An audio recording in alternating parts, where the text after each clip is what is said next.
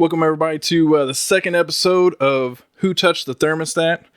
I got a very special guest with some great knowledge. A friend of mine, Jacob Levy. He's going to come on. We're going to have a little chit chat about something that is very important to all of us here, and ultimately, hopefully, can spread some awareness and some knowledge on the history and also how communism affects America here today. So I'd like to officially welcome our guest to the episode, Jacob. Yes. Thank you for having me. So we're all familiar with communists, but I think when a lot of people talk about them, I should say, they sort of almost use it as a buzzword, like people use the word Nazi. Like, we've all had the accusation thrown at us by leftists, oh, you're a fascist, you're a Nazi, and blah, blah, blah, blah, blah. It doesn't mean anything. They couldn't exactly break down for you how Italian fascism or German National Socialism works, but they don't care. They just want the name to stick. You know what I mean? And I feel like there are people on the right who sort of use it the same way too. So I think it's a good idea to have a background of what communists actually are and what they actually believe and how they've shown up in places around the world from time to time and what motivates someone to become one.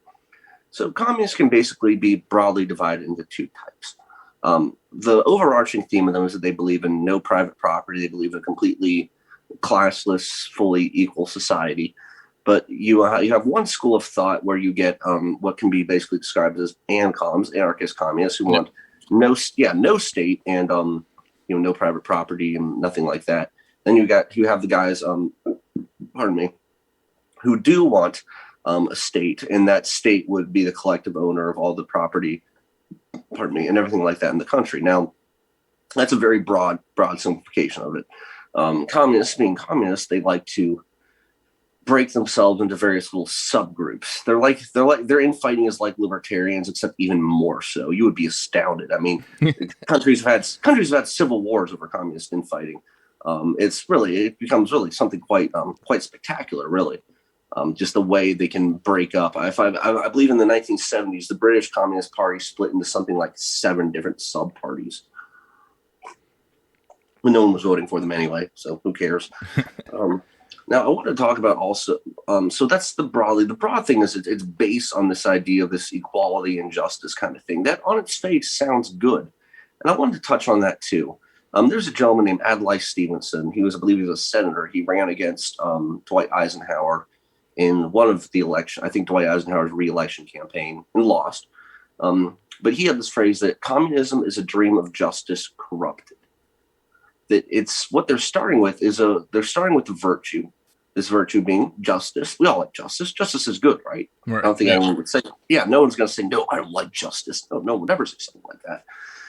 But then they take it and they turn it into this thing that's kind of bad. Same thing with people like fascists. They take this stream of brotherhood and glory and all this thing, and then they turn it into something rather nasty.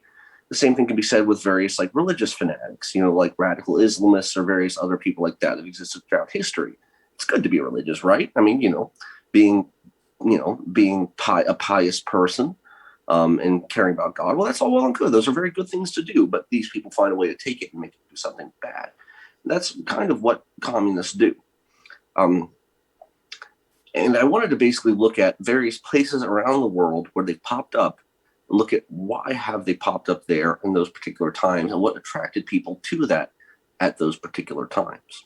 You know what I mean? Yeah. And I mean, the thing is that looking at history and the start of the grand scheme of communism started in kind of different ways than what people would think of. It's not like it just appeared all of a sudden. It kind of went through its iterations, so to speak, as far as the way that it grew, and also I guess you could say was perverted in certain ways. But around the world, like you said, I mean, there's been different tries, so to speak. Everybody wants to always say like, oh, well, it wasn't, that wasn't the correct way to do communism. Like they'll always give it a shot. They'll always be like, oh, well, we need another shot at it, Right. And you are correct that it didn't just appear out of nowhere. I wouldn't say that people call Marx its inventor. I wouldn't really even say Marx invented it. I think Marx took the various leftist tendencies that were circulating around Europe when he was writing, which is the 1840s, 1850s, and he kind of combined that all into one easily digestible form. That's one of the nice things they have going for us. The Communist Manifesto, it's 60 pages. Socialism by Mises, 10 times longer. You know, their signal to noise ratio is a lot narrower than ours generally, and I think that's one of the really advantageous things they have going for them. It also makes it easier to look and to prepare for it, so to speak. You know, look at something that's a short guide and be able to understand it, which kind of makes it ironic that it's been so easy to be spread so much. Whenever, like you said, it's a short manifesto and it's very direct in how things break down. Very concise. It's very concise. It's very well written. The man wasn't a bad writer. I can't say Marx and Engels were bad writers. They were. I can't really say they were stupid either, because that's another thing. You look at these people. Like, in preparation for this podcast, I was reading Lenin, and it occurred to me before, but it really occurred to me again. This man is not a fool by any means, by any matter of the imagination. The man is probably smarter than you. He's probably smarter than me. He's definitely smarter than me. He was probably one of the smartest men of his age, but it takes a certain level of a smart man to do something particularly stupid. Yeah. Like a normal stupid person will think, oh, I'm going to put my hand on the stove. Ow, fuck, that hurts. Pardon my language. I shouldn't swear on here. You're fine. You can swear. But yeah, so a normal stupid person will burn their hand on the stove. A smart person with bad ideas will do things that are much more dangerous. But since we talked about Lenin, let's scoot over to Russia, to the Soviet Union, and look at how that became a thing and why people thought that was a good idea. So let's start. We start in the Russian Revolution, the Bolshevik Revolution. There were two Russian revolutions. There was one that deposed the Tsar, and then there was another coup afterwards where the Bolsheviks, the communists, overthrew their democratically elected government. But Russia in the early 20th century was in really this deep state of crisis. They had an absolute monarchy, not like a British-style monarchy where, they still have the parliament really makes all the calls and the queen is just there to, wave at people and walk around with her corgis and do things like that. No, they had a real deal, absolute monarchy. They were badly behind the rest of the world in terms of modernization. Famines and things like that were common. They were really in this very bad shape. And then World War I happens, and World War I affects Russia very bad, very, very, very badly. World War II affected them extremely badly. World War I, not as badly, but still very badly. And these guys are being taken off of their farms and out of their factories, guys who really don't necessarily know how to read or write. I've never used a mechanical object more complicated than like a drill press or a plow. And they're suddenly being sent to these countries they don't know the name of, to fight and die over a war that started in Serbia, where they probably don't know where that is. I don't think even most people in America could find Serbia on a map, let alone most Russians in 1914. And then to make matters worse, the war is going very badly for them. They're losing quite a lot of men. The war is getting very expensive. Taxes are going through the roof. There's massive food shortages, bread riots. I mean, it's a really very nasty situation. And into the situation steps Lenin.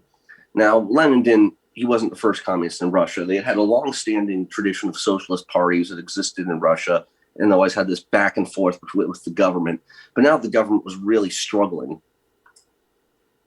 Lenin and his boys could really, push to the advantage.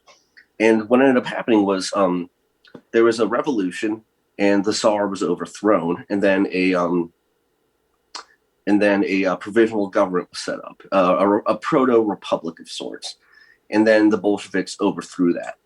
But they had a lot of popular support. So why did they have popular support? Because we look back at the Soviet Union, we go, my God, what a shit show.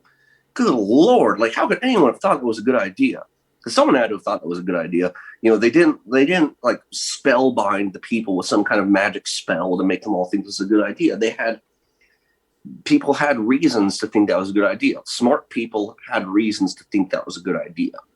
And what these people at this particular time were looking at is they're looking at capitalism and monarchy and empires and all the things they were used to living with this. And they're looking at it and thinking, my God, this is making my life really miserable right now. Right. Because it was. Alexander Solzhenitsyn, Gulag Archipelago guy, he wrote that even he, and he is a very hardcore Russian nationalist, is the first to admit that Russia needed change. They needed change. They needed change badly. They just happened to get a change that they did not need at all. But they needed something. They needed, and into this environment where people needed change, stepped Lenin. And Lenin is more of the state-oriented kind of communist. His idea of what they had was this idea of the party vanguard, where the the peasants aren't always smart enough to form their own political party, so they need to be ruled by this little core of intellectuals who will make kind of all the decisions for them. Yeah. But in my opinion, was them kind of coping for the fact that oh gosh, we're all these intellectuals and we're running the country now, and we're supposed to be a workers' party, and none of us have ever worked on a tool or die press in our life. Because for the intellectuals doesn't have the same sort of ring. Yeah. But that's where that kind of became a thing. So you can see in that particular case, these people were in a nasty situation, and they wanted out, and someone gave them an out. Lenin's logo in Russia, I can't say it in Russian. I used to be able to, but I've forgotten it. It was a peace, land, and bread. Who doesn't want those things? Now, of course, they ended up getting none of those things. They got the opposite of those things. They got war, invasion, and most certainly not much bread to speak of. But at the time, it sounded good to them. To these very desperate people, it sounded good. Yeah. Now let's swing back across the ocean real quick, because we're all familiar with how socialism has worked in Latin America, Cuba, Venezuela, a whole bunch of other countries. Really, once you get down in South America, I think they've all had a communist insurgency at some point. Right. Everyone's famous with the case of Pinochet in Chile, which I'm not going to get into because I'm not touching that one with a 10-foot pole. At least not until I've gotten a little bit more of this one.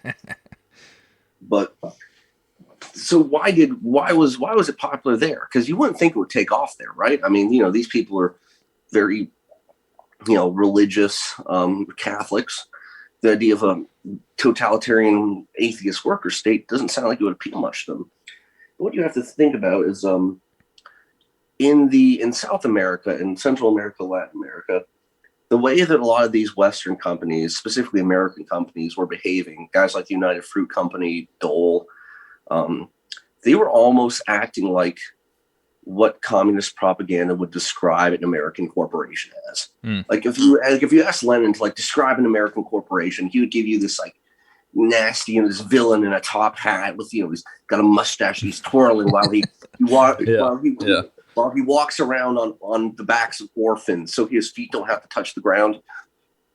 That's kind of what these companies were behaving like. And what that did is that ended up opening up the situation where guys like Che Guevara, Castro, and guys like them could step into this and say, "Oh yeah, this is really screwed up. Why don't we try something different?" And in a lot of cases, people were like, "I have nothing else to lose." Now they basically ended up right back where they started. But you can kind of see it. These people don't do this stuff because they're dumb or they're evil. Now, in some cases, they most certainly are dumb or evil, or dumb and evil, or even worse, smart and evil. And actually one of the things on that note, one of the things that makes communism so dangerous is once you get the people that have good intentions of establish this, then it's very easy for people who are smart and evil to climb to the top of their worker state they've just made. Absolutely, yeah. This happened a lot with Stalin's administration, where you had these guys who were basically literal psychopaths who would rise to the head of the security department by basically getting the guy before them assassinated. The very last one during Stalin's administration, he was certified as a psychopath. The man's name is Lavrentiy Beria. And he was a mass murderer, a commie, and he was also a pedo too. In fact, that's actually what got him shot. After Stalin died, they were it was kind of an open secret he was a pedo. But no one could do anything to hurt him because Stalin was in power. So as soon as Stalin died, Khrushchev and all the leaders of the army and everyone, they literally hauled him out back behind the Politburo and put a 7.62 by 3.9 through his forehead. That was the end of that. Well, that's one way to go. Couldn't have happened to a nicer guy. Yeah. Yeah. He's the one guy, I've actually never heard any commie defend him. I've heard them defend Mao, Stalin, I've heard them defend all those kinds of people. I've never actually heard them defend him. He's the one guy where people are just like, there's really no defending him. I mean, when guys like Nikita Khrushchev and Grigory Zhukov and these other high-ranking Soviet functionaries who are mass murderers find you so horrible of a person, they don't even bother to give you a fake trial. Like, it's not even they give you a trial. They don't even give you a fake trial. It's just, oh, Stalin is dead. Grabbed him by a shirt collar, yanked him around the back of the building. You know. Yeah, they were prepared. They were waiting for their moment. They were waiting. They were like, as soon as he drops dead. Yeah, going for it. But, taking this guy out. Yeah, and kind of a similar situation. If we pop back now over to China, China was in this very, very bad situation. You'll notice that's a commonality here. It tends to be people in bad situations and people who are threatened or have been wronged by Western countries. Tends to be the thing. China was in this very bad period. They had around the year 1900 or so, the Chinese Empire collapsed. They had shut them off to the world for so long that they were falling behind. And eventually things just became too much. You know, they also had massive problems with drug addiction because the British were literally pumping opium into their country. You know, we've all heard of that, the CIA pumping crack into black neighborhoods, which was a thing that happened. That did happen. Yeah. The British and China, picture that times like 1,000.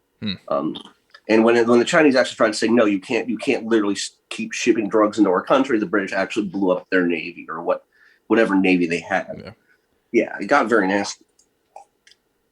So then you have the situation where China collapses into anarchy and warlords, and you have the civil war between the Chinese nationalists, who are better than communists, but they still kind of sucked in their own right. They had major issues, and it was honestly part of them being so repressive is part of what let the communists get that much power in the first place. And then the Japanese invade China, which kills something like 20 million Chinese people. I mean, the casualties are just astronomical. Just mind-boggling. You could take, if you want to understand what a bad position China was in before Mao came into power, and during China's World War II casualties. So imagine the Eiffel Tower. It's pretty big. It's about like 400 feet by 400 feet, right? Yeah. Now imagine filling that with dead bodies until the dead bodies are 1.2 miles high. Wow. Yeah. That's China's World War II casualties. Yeah. For Russian World War II casualties, take that and add another 1,000 feet onto that on top. It's mind-boggling. Imagine this 400 by 400 mile high column of just dead human flesh. That's what they went through. And so in the aftermath of that, the Chinese Civil War resumed, and Mao was able to win and bring stability to the country. And that's what he did. He promised these people, hey, you're these peasants. You've been going through all these terrible things. It's not your fault. It's these other guys' fault. We can help raise you up. And that's getting a very, very, I don't want to get into like Mao's Red Book and all the very specific doctrinal differences between Leninist and Maoist thought. It's dry enough as is, believe me. Yeah, I mean, that's kind of the thing with communism. Whenever you look at like the you can either go with the Cliff Notes and get the gist of it, or you could be into it for hours and hours and hours because there's so many different breakdowns of how everything was. That's the one really nice thing they have going for them. It's like so libertarianism is like an M249 machine gun. Like you have to really do your homework. You have to really know how the thing works, how to properly feed it, how to properly take care of it and maintain it. And go through all the steps if there's a malfunction of some kind. Whereas communism is an AK-47. Here it is. Take it. Here's the safety. You turn that off. You rock it in. Pull its left. You're ready to go. And that's kind of the I shouldn't say the beauty of it, but the nice thing about it is it has this ability to appeal to people who are kind of being shit on and get them into it. That's why it's never going away. Like, it's never going away. 3,000 years from now, they will still be communists if they haven't all killed us by then. Yeah. It is a dream of justice corrupted, and as long as people dream of justice, there will be people whose dream is corrupted, and it'll end up in this way. Now, you also mentioned how it ended up in America, and in America, it was basically driven by two major things. There was people who were responding to like the racial oppression in the South And when I say racial oppression, I'm not talking about like nowadays, like when people talk about like critical race theory. I'm talking about like this is 1920. Like whether or not lynchings are wrong is still Yeah. controversial. Yeah. Like I'm talking like literally like campaigns of terror being waged against these people for trying to cast their votes or exercise their Second Amendment rights. I might say that too. One of the first gun laws in this country was passed to disarm black citizens to leave them at the mercy of the Klanners. Yep. Yep. And So yeah, I mean, those were, awful yeah, so I don't times. want to. On one hand, I don't want to be one of those like social justice kind of people, but at the same time, I'm not going to pretend that history is what it isn't. So with that in mind, so that was kind of one of the things that drove people to kind of to look into communism, and then the other thing too is of course the Great Depression, and also that in the very early part of the last century, factory conditions were rather terrible. One of the things I remember. Because of concerns about this with like Yiddish immigrants, not like Jewish immigrants, not like my grandparents specifically, but like other people like them who came to America in the early 1910, 1920s. They kind of socialist thought, maybe not necessarily communist, but socialist thought was kind of popular with them because they had come from Russia, where Russia was in kind of a shit show, and then they come to America and they see racial oppression, and then they see these like terrible factory conditions in like New York. Like, I'm sure you've heard the Triangle Shirtwaist Fire, Yep. where they locked these girls in so they couldn't take smoke breaks. And so they all freaking fried or jumped to their deaths. I mean, people looked at that and they're like, okay, maybe this Lenin guy over Ruski land has a point. Yeah. Yeah. Yeah. So that's now, of course, the irony there is, once they get communism, then they certainly don't get worker safety, and they certainly don't get any kind of racial justice. I've had debates with communists about this all the time. In every communist country I can think of, or almost everyone, I'd say about 75%, there has been some kind of racial discrimination in some form.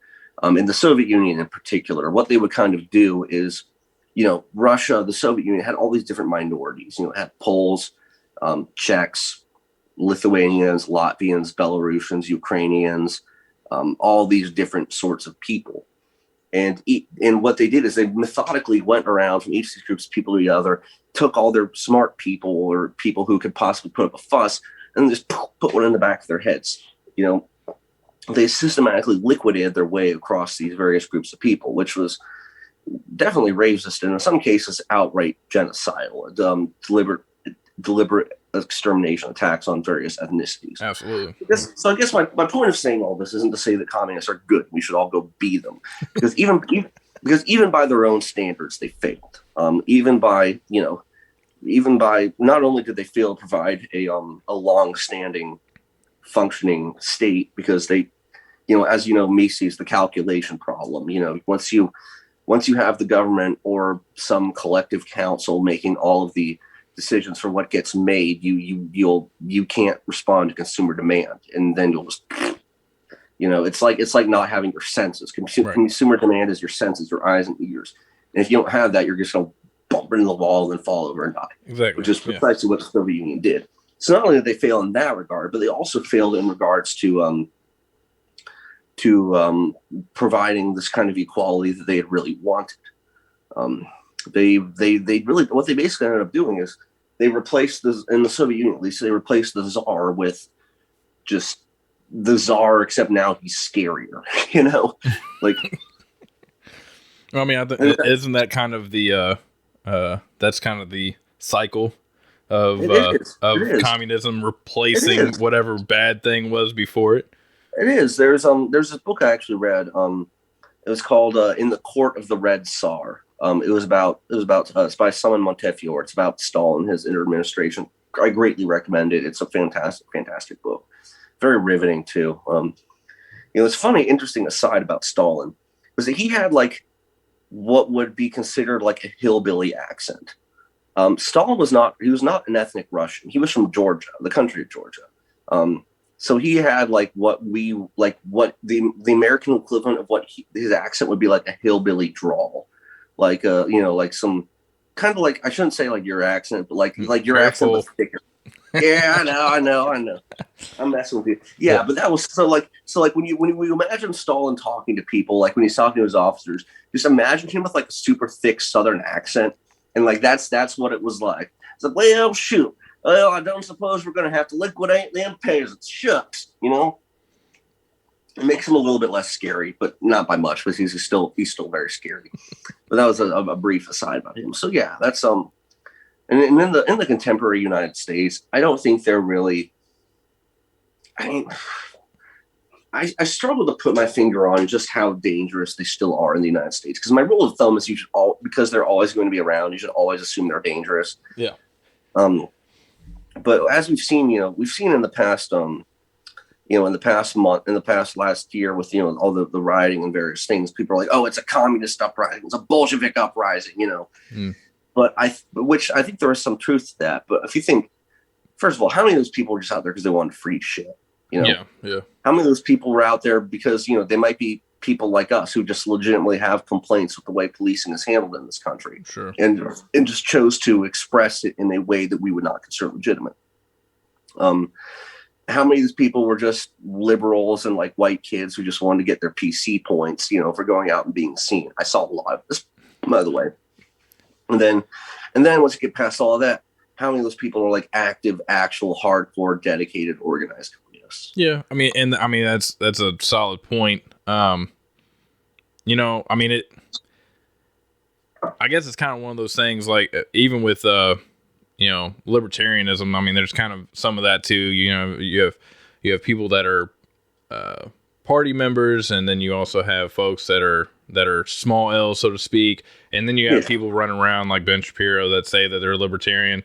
So it's like you have people that claim labels and stuff or whatever.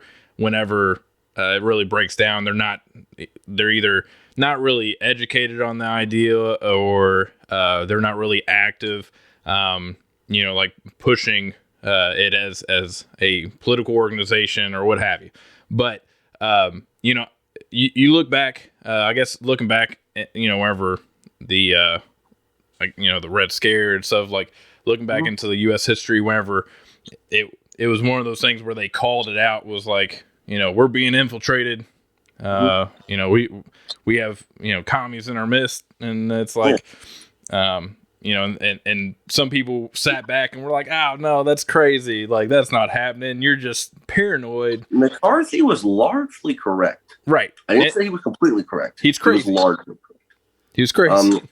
Yeah, what he really did wrong was he went after homosexuals, because apparently being gay means you're a commie. I mean, I know a lot of gay commies, but I don't think just because someone's gay means they're a homosexual, or because it means they're a communist. I don't really see that. Right. The other thing is he went after the army. And keep in mind, this is after the army had just gone out of Korea, when they had been stacking communists and getting stacked in return, frankly. And he goes after them because, the army's full of Reds. He implied that President Eisenhower was a communist. Mm-hmm. And this was back in the day where you were, expected to treat the president with a larger degree of respect than you do now. You could say, you say, Obama is Mao, and, Trump is Hitler, and people go, whatever. If you said something like that back then, that was a very serious thing to say. There was this idea back then that you had this certain kind of respect for the president, and the president was supposed to behave respectfully in return. So that really got him in. And also, he was publicly drunk on national television. That didn't help either. Hey, there's nothing wrong with sipping a little bit. I mean, obviously, I get that, you can look today and see that there's several people that you question whether they're sober or not from in between each appearance on TV. Right. But I mean, it's one of the, you sit there and you look back at history and you see, the ins and outs and the accusations, and then you also see, I can't remember his name, but the former KGB agents, or they came out and basically said like, those you're talking words were about correct. Not Suharov. Oh, what was the gentleman's name? I know the guy you're talking about. Yeah, I can't. I feel I know stupid. the guy. That I know Bezmenov. Yuri Bezmenov. Yeah. So coming out basically saying like, oh yeah, it was happening. There, there's infiltration. There's no doubt about it. So I'm very glad you brought up Bezmenov, because I'm not totally sure I agree with that point. you have to be kind of careful with defectors, Mm-hmm. because he was a KGB defector, right? If he betrayed his own country, why would he tell the truth to us? That's You know what I true. mean? I mean, it's a solid point. I mean, that's kind of the thing for me is whenever it comes down to a lot of things, I take everything with a grain of Well, I salt. think what Bezmenov did, and keep in mind also, when we were going into Iraq in 2003, one of the Bush administration's main sources for the intel that turned out to be completely false was an Iraqi defector. If I remember correctly, the gentleman claimed he was like a high-ranking Iraqi official. He was a taxi cab driver. And they believed him. Now, I don't think Yuri Bezmenov was a taxi cab driver. I think he was a KGB agent. Yeah. But I think he realized that, hey, if I go to America, I can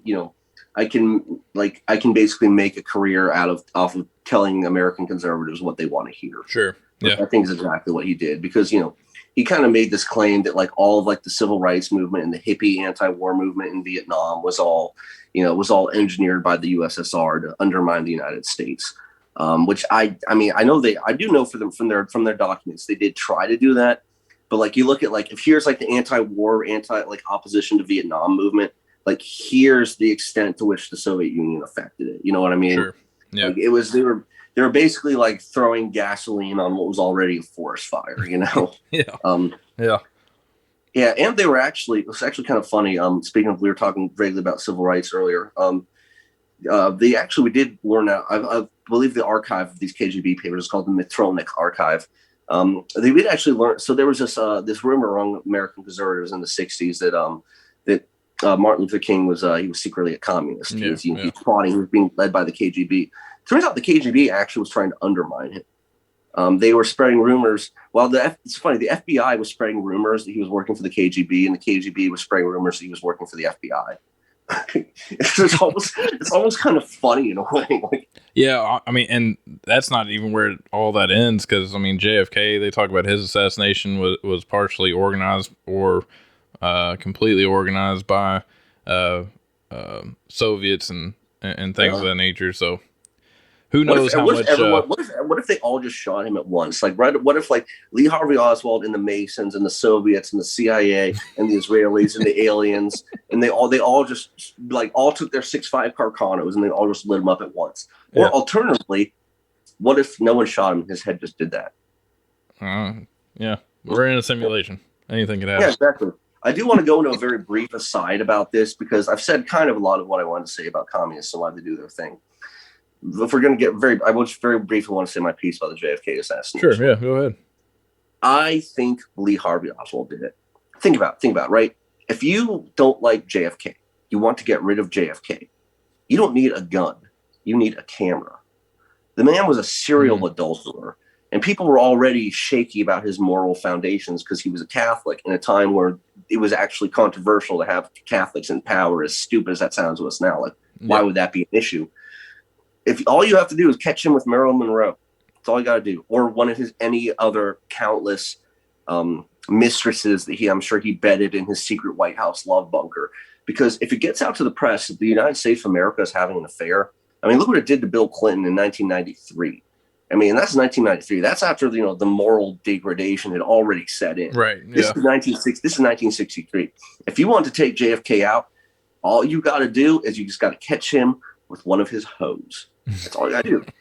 So that's what. If I was like, if he was like the KGB or like the CIA or the Mossad or like MI6 or one of those kinds of guys or like the Cubans, those are like smart people. You know what I mean? They're people that would know this and would figure out, hey, so what we can do? We want Kennedy gone, so we could like stage like a high level, incredibly secret mission that if we're compromised could cause World War III in order to assassinate him. Or we could just try to catch him, get a picture of him shagging someone who was not his wife, which he does every day. You know what I mean? Yeah, yeah. But you know who would shoot JFK though? A kind of slightly deranged ex-Marine turned communist with access to a mail order 6.5 Carcano. Yeah, yeah. That's my thought. That's my thought. I think honestly. I think Oswald was just nuts. Now, I'm not saying there weren't people wanting to take Kennedy out, but sure. I think those people. Yeah, I mean, there's plenty of people. I'm sure. I mean, at any point in time, I think I think any president faces some kind of situation like that. Yeah, but The KGB was probably waiting in like the nearest hotel with their cameras, waiting for him to like sneak away, like go see Marilyn Monroe, and they just hear this off the distance, like, what was that? Mm-hmm. Like, so wait, they shot him? Damn, Yeah. Did we do that? Yeah. Who? And they get on the rotary phone, they call the CIA. Hey, did you guys do that? No, we thought it was you. Who did it? This is just a little brief historical side in my head. Yeah, I mean, there's so many different takes, and now there's like, they release some of the documents, and there's all these different documentaries from different points of view, and the bringing up the KGB connection with Lee Harvey Oswald was one of those more like the Bigfoot documentaries, like asking wild questions, But I did watch it, and I was like, well, that's kind of interesting. I mean, there's some things here that could add up, but at the end of the day, who knows? I mean, everybody has their enemies, and of course, if you're the president of the United States and you specifically are JFK, you probably have a boatload of people that are standing in line determining how they're going to get rid of you. So, right. Lee Harvey Oswald probably showed up to that book depository, and there's like a line of dudes with 6'5" car condoms out the building. He's like, "You get in line." Yeah. Well, I mean, anyway, I was going to go back to communists more generally, though. And we were talking about to what extent they are dangerous in America today. Yeah, and I was saying they weren't that dangerous, but now I start to think about it, and I think maybe they actually are a little more dangerous than I might have initially given them credit for, because they have kind of basically completely taken over academia and really almost every institution at this point. Yeah. And then also Antifa, I want to talk about them too. I think that people simultaneously over and underestimate them. You know what I mean? Mm-hmm. Like people, you'll hear like, oh, they're a bunch of wimps. They're a bunch of pushovers. They wouldn't last a second in a real fight. Yeah. Meanwhile, you have these people saying, oh, they're the greatest threat to Western civilization that's ever existed. Yeah, which is it? I honestly, I tend to kind of lean somewhere in the middle. Mm-hmm. Like I don't think they're, the greatest threat that's ever been, but they're definitely threatening. I mean, you got to think like, I have these, libertarian dudes that just shrug them off like, oh, they're just nothing. I'm like, dude, you are just sitting here, like just sticking and unsticking various stuff onto your 5th AR build for the day that you might actually one day rise up against the government. They're kind of out there doing it. They're getting in fistfights with riot cops, dude. Like they're organized. They're trained on things like squad tactics. They have trained to like combat medic kind of stuff. Like, honestly, if I had to like go assault a position, I would almost rather have like a decently armed squad of Antifa guys behind me than like some boob boys. You know what I mean? Like, just because they've actually I don't know about that. I mean, it depends on who you're talking about, because I mean, I understand what you're trying to get at, that it's not that all of what you see of Antifa is your keep talking. I am going to move this out to the porch very briefly. I apologize for not having a commensurate studio, but I do want a cigarette after I download all that. So, I mean, the thing is that ultimately, whenever you look at the makeup of Antifa and like what you see, like, there's always going to be like the gotcha videos and stuff or whatever.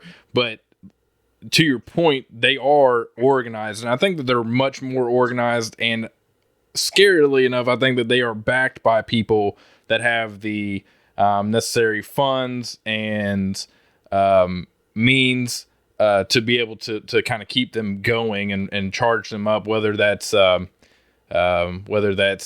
weapons or food and other things that are necessary to keep up the fight, so to speak.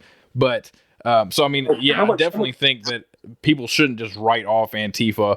But it, like you said, it is funny because some of the same people that would be like, oh, Antifa is nothing. Well, on the flip side, say like Antifa is the greatest threat to, everything Western or what have you. Now, yeah. I will say that, from a libertarian standpoint, I see a lot of people that, kind of run with the rhetoric of like just attack all commies and everything. And I do think it's important to point out that from a libertarian perspective, if you have a respect for property rights and you want to be able to operate the way that you want to. Like, for instance, for me, like if I want to operate in an ANCAP society, then I should be able to operate that way. But if some libertarian that respects my property somewhere else wants to make a commune and live their little communist life, like that's up to them. As long as they're not forcing me or anybody else to be a communist or be part of their system, then so be it. Let them do what they're doing over there. And that doesn't necessarily mean that I'm on my podcast. Gonna jump up and high five everybody, but I do think that it's important to realize that there are folks like that are like, private property rights, yada yada, but at the same time, I personally, not me, but say for instance, LibCom or whatever, saying that they would rather operate in a communist system, and it's like, fine, have fun, do that over there, but wherever it looks on the grand scheme of things, I don't think that most of the people that are carrying around commie paraphernalia and stuff necessarily are going to be libcoms that are just like, hey, you do your ANCAP thing over there and I'll do my commune over here. And the trouble with that though is that they think ANCAP's fascist. They think we're all about these. I guess that's also a bit of a generalization. I suppose we have kind of a detente with them in some cases, but how should I put it? How should I put this properly? I'm not saying everyone go out into the streets and go mow them down kind of thing. That's not gonna go well unless they're attacking you. Unless you're in like a Rittenhouse situation where you're doing your thing and then they start charging you. In which case you gotta do what you gotta do. But and I have had people tell me this before. Said, well, what they're doing is they're fighting against the state, but they're not really fighting against the state for the right reasons. They're fighting because they kind of like aren't getting a state that they want. Now, it's hard to generalize about Antifa. And it's hard to generalize about all the people out last year that were going out to protest for various reasons. It's hard to do because there's a lot of different ones. And the leftists in general are notoriously fractious. They're notorious for splitting into various groups of various different kinds, and kind of going at each other and all having different ideological causes behind them. So it's hard to put an exact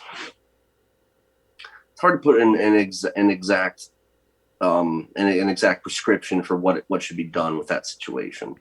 Well, I mean, I would just say generally though that I wouldn't really go so far as to trust them. You know what I mean? No. Well, that's the thing is like I said, I'm not going to align with communists. I'm not going to go out of my way to bridge build with communists because ultimately, I wouldn't piss on them if they were on fire. Yeah, I mean, well, at the end of the day, man, I mean, history is one of those things that repeats itself. So I realize that normally if you try to align or ally yourself with communists, eventually they're going to come back around and stab you in the back. So yeah, precisely. I'm not going to be on your team, but I'm also not going to like if you respect my private property and even if you hate me because I'm ANCAP or whatever, that's on you, man. But if you want to go over here and do your libcom stuff over here, I do my ANCAP stuff over here, I don't see a problem with that. All I'm saying is that within libertarian thought, I think that exists. And like you said, I mean, communism is never going to go away. There's always going to be a group of people that think that it can work or, it is the best way. And let them have that. But as long as they aren't, actively trying to forward the state taking that power and being able to actually, force that on me at gunpoint, then they can stay over there. Now, with that said, I don't believe that the majority of people that are claiming that they're, whatever, communists or, the Antifa folks that LARP is communists and stuff, I don't think that those people have any indication or any kind of inclination to allow capitalists or anarcho-capitalists to survive if they were to become extremely violent. Don't get me wrong, I just think that's important because I see it all the time. I see people that I mean personally, I stay in my lane, and rock with the ANCAP movement, and trying to stay in that kind of realm. But just after watching and listening to some people have some conversations, it's like, if as long as you respect what I'm doing here, then you can do your thing over there. Yeah, they can have their, if they want to have communes, they can go right ahead. I don't give a shit. Inevitably they're going to fail, but that's on them. I mean, they'll figure that out. Yeah, but exactly. It won't happen to me because they'll be over there.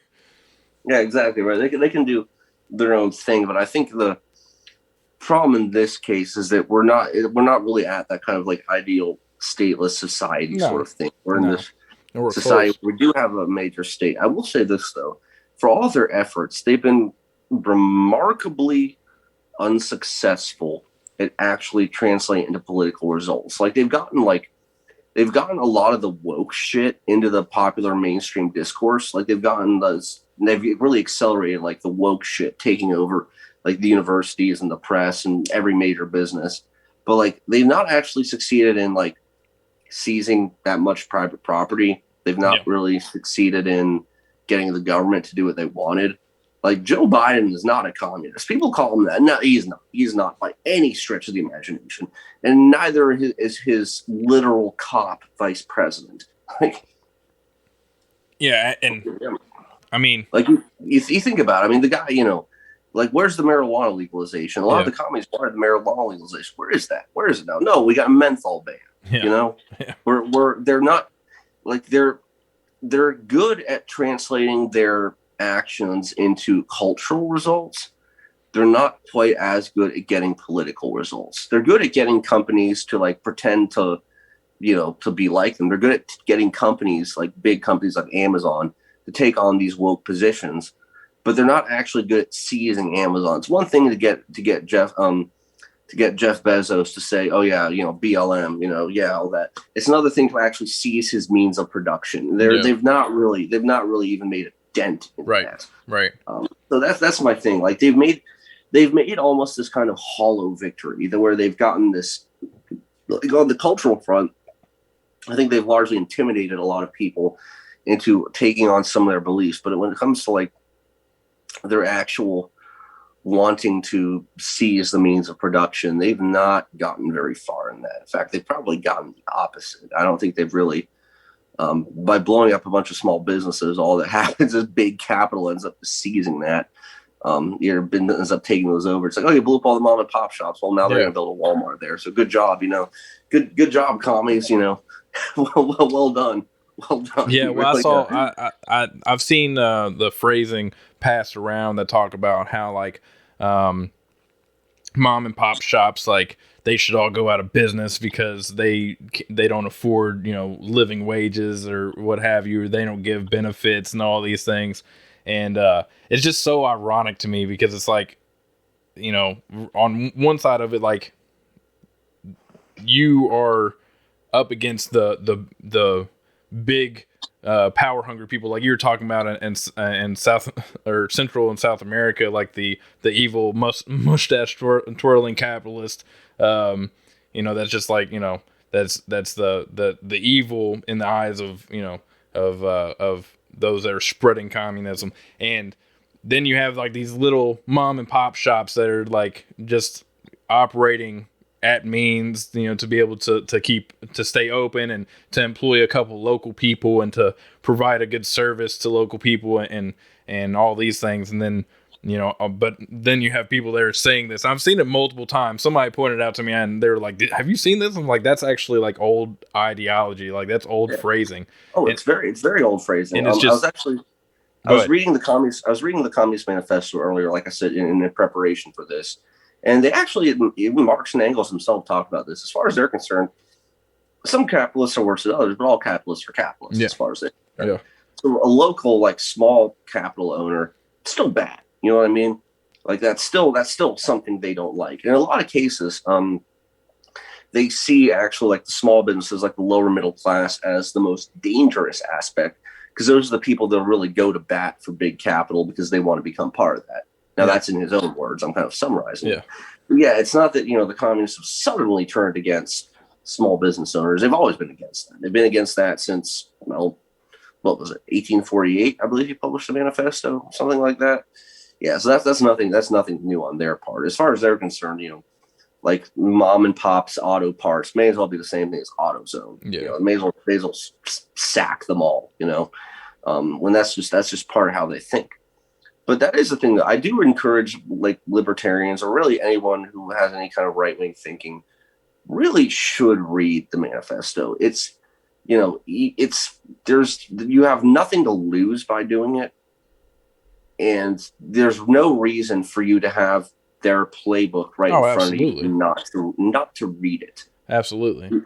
And I see people get caught dumb-footed, like kind of caught on the back foot because they try to argue with communists and they don't know what they actually think. They think they know, or they assume based on like what they see roaming around on Twitter or what they've seen in the news and stuff. But really, to understand any ideology, like you have to go to the source. You have to really get down and dirty and like and read the different the manifestos, the writings, the any kind of speeches or anything like that, because those are what really open everything up and give you an insight into it. I mean, same thing goes for libertarianism. I mean, I know that there's a lot of people that claim libertarianism and like they don't know any of the literature. Now, with that being said, I mean, there's so much literature. You can go on, it's very dense too. With the Mises Institute, like there's just a super long list of different pieces of literature that. In preparation for this interview, I tried to speed read my way through Socialism by Mises again today, and I got 60 pages in. I got pretty far, in fairness to me, but I was just like, geez Louise. His signal to noise ratio really could use quite a lot of improvement. It's really just very, very exceptional how dense he just pack that in there. And that's somewhere where a guy like Marx has a little bit of an advantage, because Marx can say a little bit more succinctly. Now, Marx is long-winded too. Yeah. All those guys back then writing in that time period, you're kind of expected to write long-winded, but he managed to even make it a little bit more digestible. And that's kind of ended up working in their favor because they have something that's easier for people to understand. And obviously, whenever in comparison, like, I mean, whenever you look at just the ease of access, I guess it does make a difference. But I mean, I definitely encourage people of all walks, whether you're libertarian, conservative, what have you, or even if you think you're a communist, it might be a good idea to actually go and read the manifesto. And beyond that, if you disagree with whichever ideology, whether it's communism or libertarianism, like go to the source, read the actual source material and see what everything's really about, because you probably will surprise yourself, and obviously you'll educate yourself and help you understand, and like you said, be able to actually combat those ideas if you actually understand the basis of it. I see people get embarrassed all the time because they get into arguments that they have, they have no basis of knowledge in whatever subject it may be. Exactly. You gotta have ammunition before you go into the fight. You know, like there was this. I'm not gonna say any names, but there was this one time where I did get into this disagreement with this guy who was a communist. I think I actually told you about this last time we were talking on one of those Zoom games. And this was at a party. I know I shouldn't talk about this stuff at parties, but I was drunk and I started talking to him anyway about it. And he was kind of taken aback a little bit because he thought I was just going to be one of those guys that just, reads PragerU and, just does, that stuff like that. And he wasn't expecting me to read the literature and stuff like that. He was taken aback a little bit by that. And it ended up working advantageously to me. So it's like, it really does. You have nothing to lose, everything to gain by managing to knowing your opponent, knowing who it is you're debating with and why they believe things are the way they are. Because here's the other thing you have to keep in mind about arguing with people in general, or trying to convince someone onto your ideas. It's that most people out there are not bad people. In the world. Now, there are Yeah. some people that are like serial killers who are just really Absolutely. just fucked up in Yeah. the head. But most people, like I said, most people have something they believe in that is good. Then in some way or another, they've gotten something fundamentally wrong somewhere in the mix, and that makes it into something really rather nasty. Whether you got like a fascist who, thinks that's, who takes something good, like solidarity with one's people. Always that's good, right? Good. But they take in a wire gets crossed in there, and then it becomes something like Nazi Germany or Imperial Japan. Yeah. Or, you get something like Bin Laden where, it's like, oh, God is good. God is the greatest. It's awesome. Being religious, very good. I encourage people to be religious as long as they're not Scientologists or something. But then a wire gets crossed, and then you get, passenger planes getting hijacked and flown into buildings because God, I guess. I must miss that part in the Quran. You get, in the case of communists, you get people who want to have a just and fair world where, nobody goes hungry or goes without. And then wire gets crossed. And then you end up with lots of people going without and lots of people destitute and ended up basically right back where they started or worse. So you got to keep that in mind when you're talking to people. So you can't if you assume automatically the person you're talking to is arguing in bad faith and they're just out there to be a dick and they're just bad, they're just evil, you're not going to get much anywhere. You really have to be able to actually understand why people believe the things that they believe. Yeah. And they might have bad reasons for it. They usually do. If you're a red, you probably don't have any good reason to believe anything you believe. But at the same time, you have to know what those reasons are. And you have to be prepared to respond to the reasons they give you. You have to know what kind of arguments they're going to make and be able to respond to those arguments. That's And the way. Oh, sorry. Mike. The thing is, I mean, if you argue with somebody and then got to their ends by ways of emotion, it's really hard to logic somebody out of that too. Like if somebody's really like, if the reason why they are clinging to or leaning into communism and stuff is based on their emotion and their idea of people being wronged or hurt or the mean capitalist doing this or that. I mean, it's really hard to really break it down to somebody like that and try to have a logical discussion of how how markets work and how true free markets can rise people out of poverty. Ever when you deal with people, you just have to kind of, I feel like that's kind of the first thing I do is just see like, where does this person come from? Are they coming from a balanced logical perspective and they want to try to prove their point while I prove mine? Then cool, we can have these discussions. But so many people and that's not just communists, obviously. There's a ton of conservatives and liberals that cling to their emotions and how they feel emotionally, and a lot of it is based in fear. But whenever you try to argue with somebody or try to logic somebody out of their stance, whenever they're clung to it emotionally, it's not really going to go well. Yeah. At the same point, though, I mean, I remember in my oral communications classes, people think both in terms of their raw emotions and a kind of higher logical level of ability. Logos and pathos, as the old saying goes. Yeah. And you can, an ideal person who's making an argument should be able to appeal to both. You should be able to identify what this person thinks of each, if this person is even worth your time to argue with. If you can't argue with every person, you're not sometimes, you're not going to get anywhere with arguing with literally every person on earth. You're never going to be able to do it. But you pick weak points. You say, this person, maybe I can convince on this one. Oh, this person. You pick little weak points there, and then you go from there. With that, I don't think there's really anyone whose arguments are based purely, completely on emotion. They usually are. There's some kind of higher level thought going on. And I think that those people can usually, in some way or another, be reached somehow. That's always been my thinking. Was always been my understanding with it. Yeah, I mean, I think that, I guess you could really work on that, and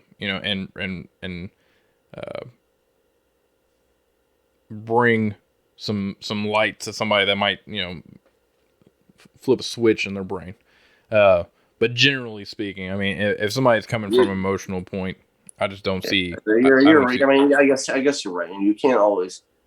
You don't have all the time in the world to argue with people Yeah. because it takes time, and you really have to. I guess it's really something you have to do with people you know, not necessarily people who are. Yeah, I mean, I think that face to face, being in person, or even in a forum like this, I mean, it's a lot easier to try to get your points across and be able to cut through some of the stuff versus on Twitter. You know, I mean, it's a terrible way to really try to convert people or try to change people's minds just because it's such a such a poor format. With Twitter, you're basically just like saying things to gain the approval of your own side and increase one's own clout rather than necessarily trying to you're just trying to dunk on people. Exactly. You're trying to, sometimes you got to do that. Yeah. Sometimes you got to dunk on people. I'm not saying don't dunk on motherfuckers. Pardon my language again. Sometimes you got to dunk on somebody. But yeah. But I do. What time was it? We're at like 10:20. 10:20. Yeah. All right, I do got to be going here in just a little bit, but I just wanted to kind of briefly wrap up what I was saying here. Is that if you look at communists, the way they've shown up in various corners of the world at various different times, you will generally find that these are people that had good intentions that went very, very, very wrongly. Now, a lot of times you had people that had malicious intentions, but you had people that were very oftentimes had been wronged in some way, were being wronged, and they thought this is something that could help them. So if you just come at these people and just think of them like, oh, they're just evil, they're just congenitally wicked and bad, it's not going to get you very far. You have to, in dealing with anything in life, especially this, you have to think about why does someone believe what they believe, and that I guess kind of sums up what I have to say about the matter. Well, I mean, I really appreciate you coming on. I know that we talked before and kind of we just got on a roll and started digging deep and realizing you have an immense amount of knowledge on the topic. Thank you. In different ways, and I think it's always interesting to kind of hear different the way that people talk about it and explain different things. I think that you can always kind of pick up little useful moments out of different people's interpretation of how they present it. So I definitely appreciate you coming on, man. I mean, it's been great. We've spent pleasure to be on the program. Absolutely. Hey, heck yeah, man. And I'm probably will have you on again. Obviously, this shouldn't be the last time, so we'll have to try to link you up and get you down here, try to get you in the seat, and that'd be great. And try to do it live, sir. But once again, I just want to thank you very much. Thanks for your time and your knowledge, and I'll talk to you soon, bro. No problem, man. You have a good evening. Okay. All right, take care, bro. Take care. All right, guys. Hope you enjoyed the episode. Second episode of Who Touched Thermostat. And be sure to like, subscribe, drop a comment down in the comments section, and let me know anything that you liked about this episode, or anything that you think that we could improve on. And until next time, appreciate you for tuning in. Take care.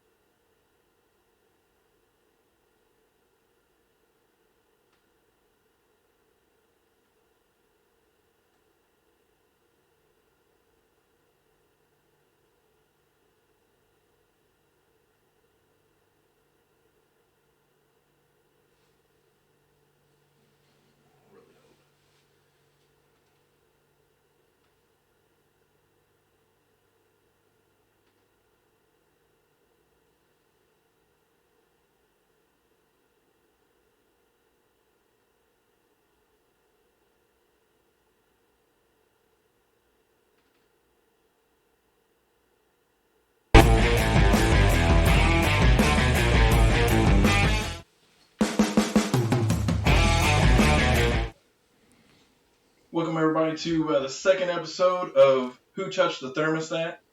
I got a very special guest with some great knowledge. A friend of mine, Jacob Levy. He's going to come on. We're going to have a little chit chat about something that is very important to all of us here, and ultimately, hopefully, can spread some awareness and some knowledge on the history and also how communism affects America here today. So I'd like to officially welcome our guest to the episode, Jacob. Yes. Thank you for having me. So we're all familiar with communists, but I think when a lot of people talk about them, I should say, they sort of almost use it as a buzzword, like people use the word Nazi. Like, we've all had the accusation thrown at us by leftists, oh, you're a fascist, you're a Nazi, and rah, blah, blah, blah, blah. It doesn't mean anything. They couldn't exactly break down for you how Italian fascism or German National Socialism works, but they don't care. They just want the name to stick. You know what I mean? And I feel like there are people on the right who sort of use it the same way too. So I think it's a good idea to have a background of what communists actually are and what they actually believe and how they've shown up in places around the world from time to time and what motivates someone to become one. So communists can basically be broadly divided into two types. The overarching theme of them is that they believe in no private property. They believe in a completely classless, fully equal society. But you have one school of thought where you get what can be basically described as ANCOMs, anarchist communists, who want no state and no private property and nothing like that. Then you have the guys, who do want a state, and that state would be the collective owner of all the property, and everything like that in the country. Now, that's a very broad simplification of it. Communists, being communists, they like to break themselves into various little subgroups.